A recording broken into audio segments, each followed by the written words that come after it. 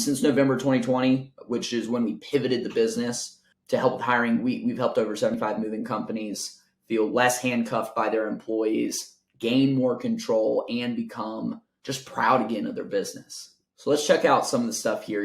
I think about where people are and then where they really need to be. So where people currently are is they're losing because of dead hiring practices.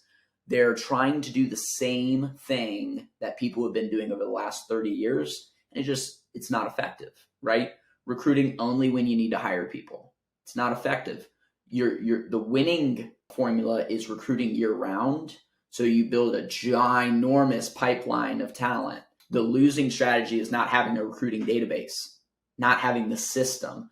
The winning strategy is operating out of an automated nurture hiring CRM, right? Something automated. It has drip campaigns. It has funnels. It has your pipelines. Like all of that is the system that you run on.